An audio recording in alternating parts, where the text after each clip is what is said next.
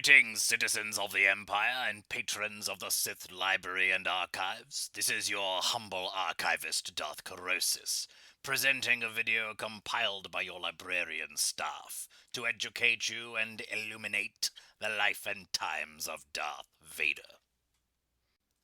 Standing at just over 2 meters tall and weighing roughly 120 kilograms, the Sith Lord Darth Vader was perhaps one of the most imposing and frightening Sith Lords to wear the mantle.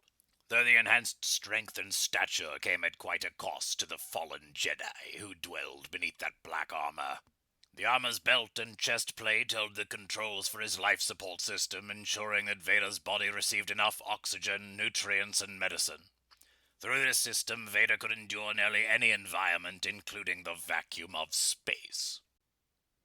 In addition to its life support functions, the Sith Lord's helmet contributed to giving him a frightening appearance, yet could be removed to use a feeding tube in his private chamber due to his inability to eat normally. The helmet created Vader's menacing growl due to his natural voice being very weak due to damaged vocal cords. It contained neural needles that would painfully connect with the top of Vader's skull and spine to form one interconnected unit. Without this connection, Vader could not use his artificial limbs. The armor had 10 protective layers, while Vader had 4 aforementioned artificial limbs as a result of his injuries on Mustafar and at the hand of Dooku on Geonosis. The armor's boots featured magnetic clamps, which could magnetically adhere the suit to a metallic surface such as the exterior of a starship. The armor also featured a remote to prep Vader's interceptor for combat. After his fall to the dark side of the Force and rebirth as Darth Vader, Anakin was sent to the planet Mustafar, where he would murder the entire Separatist Council, bringing an end to the Clone Wars. An FX-9 medical droid supplied Vader with blood transfusions during the surgery. Vader required a permanent breathing apparatus, a result of his encounter with the flames, altering his voice into a deep growl. Darth Vader wore the armor for over 2 decades until his redemption and death. He initially hated the armor, but after living with it for several years, he embraced how it isolated him from the rest of the galaxy, allowing him to concentrate on becoming a pure instrument of the dark side of the Force. 3 years prior to the Battle of Yavin, Vader would engage in a duel against his former apprentice Ahsoka Tano inside the Malachor Sith Temple.